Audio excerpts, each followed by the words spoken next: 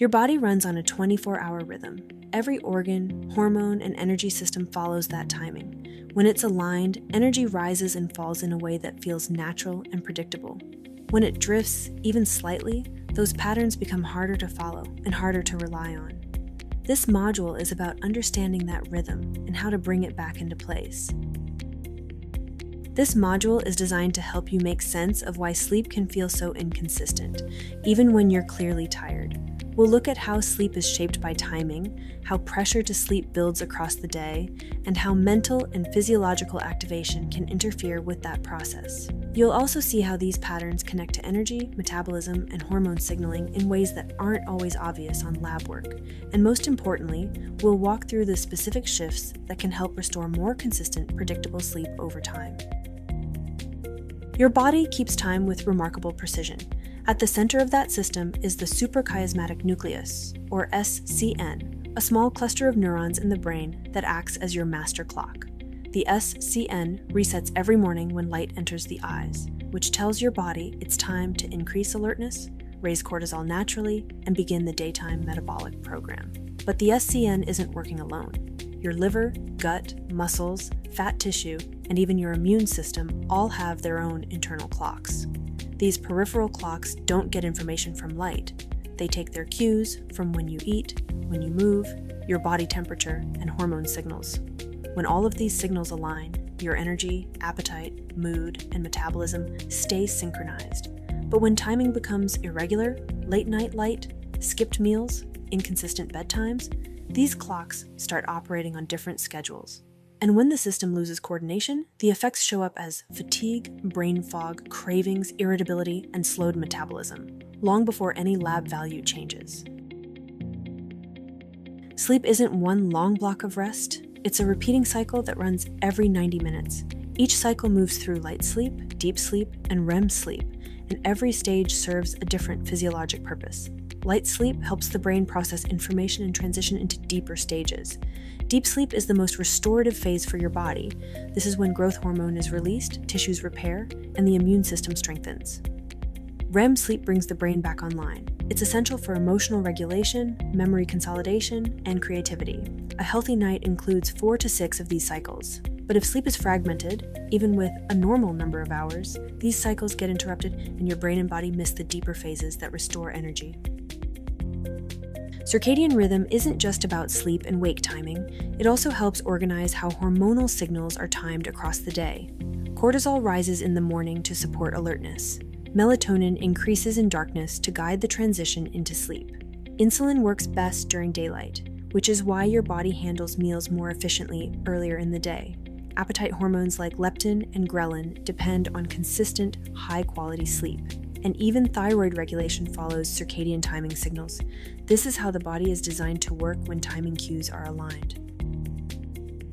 When your circadian rhythm is misaligned, the effects often feel hormonal, even when your endocrine glands are working normally. One of the earliest shifts is a blunted morning cortisol rise. This rise is part of the wake-up signal, and when it's flattened, it's much harder to feel alert. Circadian disruption also changes how the body handles glucose.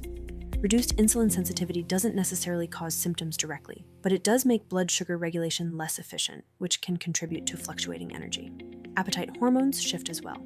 With irregular sleep or late nights, leptin, the satiety hormone, decreases and ghrelin increases, which raises hunger and cravings out of proportion to true calorie needs. Neurologically, fragmented sleep reduces REM continuity, which can impact mood stability, emotional processing, and cognitive clarity.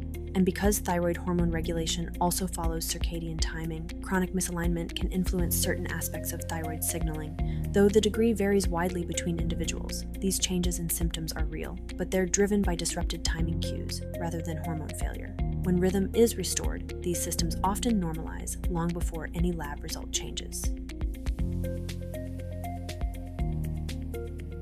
Sleep is shaped by 3 main forces that are always interacting.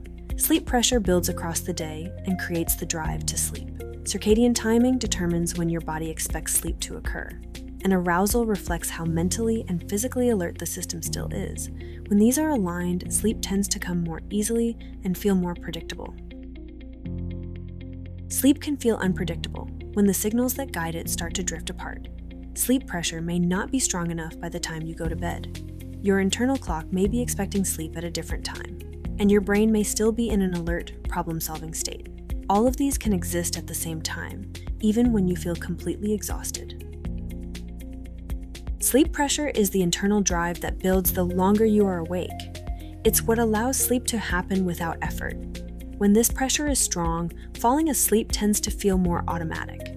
When it's low, sleep can feel delayed or inconsistent. Certain behaviors can reduce that pressure, like napping, spending extra time in bed, or irregular sleep timing. Caffeine can also interfere by blocking the signal that tells your brain that sleep pressure is building. Sleep becomes easier when enough pressure has had time to accumulate. Caffeine doesn't replace sleep pressure. It blocks the signal that tells your brain that pressure is building. Its effects also last longer than they feel. Caffeine has a half-life of about 5 to 7 hours, which means a coffee in the afternoon can still be active in your system by bedtime. For many people, earlier timing works better. Try to keep caffeine intake before noon. Even if you don't feel stimulated, caffeine can still delay sleep or reduce sleep depth, often after its effects are no longer noticeable. Alcohol can make it easier to fall asleep because it has a sedating effect, but as it's metabolized, it tends to disrupt sleep later in the night. This can lead to more awakenings and less stable sleep overall. It also reduces REM continuity, which plays a role in mood regulation and cognitive function. So while sleep may start more easily, it often becomes more fragmented as the night goes on. At night, the environment becomes quieter and less distracting. That often makes internal activity, like thinking, planning, or worrying, more noticeable. If there are unfinished thoughts or unresolved tasks, the brain may continue processing them rather than settling down. And when sleep doesn't come easily, it's natural to try harder. But that effort can actually increase alertness. Over time, the bed itself can become associated with being awake, especially if it's also a place for scrolling, watching TV, eating, or thinking through the day. The brain is designed to keep track of information that feels unfinished or important. When something hasn't been written down or organized, it's more likely to be revisited, especially when there's nothing else competing for attention. Writing things down earlier in the evening helps shift that from active holding to external storage. That reduces the need for the brain to keep cycling through the same thoughts at night. The brain settles more easily when it's not holding onto unfinished loops. In addition to quieting mental activity, there are also physical changes that help the body transition into sleep. Core body temperature naturally drops in the evening as part of the circadian rhythm. For this to happen, heat needs to move away from the core, often through the hands and feet. That's why people tend to fall asleep more easily when their extremities are warm. Warming the hands and feet actually helps the body release heat and lower core temperature. If the body stays too warm because of the environment, bedding, or late activity, that transition can be delayed. A warm shower or bath earlier in the evening can actually help by promoting heat loss afterward, allowing core temperature to fall more effectively. A cooler room and lighter bedding can also support this process. This drop in temperature is part of what allows sleep to begin. Sleep tends to improve when the underlying signals become more consistent. A stable wake time, even on weekends, helps anchor circadian timing and organize the rest of the day. Allowing enough time awake helps build sleep pressure so that sleep can occur more naturally, and keeping the bed associated with sleep, not wakefulness, helps the brain settle more easily at night. These changes don't force sleep, but they shift the conditions that make it more likely. In practice, this often comes down to a few consistent patterns. Waking up at the same time each day helps anchor your internal clock, even after a poor night of sleep. Getting sunlight exposure when you first wake up reinforces that timing. Keeping caffeine earlier allows sleep pressure to build more effectively. Dimming light and decreasing stimulation in the evenings helps the body transition towards sleep. A sleep environment that is cool, dark, and quiet can also support that transition. These are small adjustments, but over time, your sleep becomes more predictable because the rhythm guiding it becomes more consistent. Most sleep and circadian disruptions improve with consistent timing cues, but some symptoms deserve medical evaluation. If you snore loudly, gasp, or have pauses in breathing, these may be signs of sleep apnea. Persistent insomnia, difficulty falling asleep, or waking up unrefreshed despite adequate hours can signal a sleep disorder that needs targeted treatment. Excessive daytime sleepiness, frequent nighttime jerks, or restless legs may also indicate conditions that benefit from medical management. And if you notice major changes in mood, memory, or cognition, it's important to discuss these with your clinician. Sleep is foundational, but it's not the only factor. When symptoms persist despite strong habits, it's a sign that a deeper evaluation can help clarify what's going on. Sleep is shaped by interacting signals: timing, sleep pressure, and mental state. When these become misaligned, sleep often becomes less predictable, and fatigue can persist even when labs appear normal. What shapes sleep most isn't any single change, but the consistency of signals over time. As those signals become more stable, sleep often becomes more reliable as well.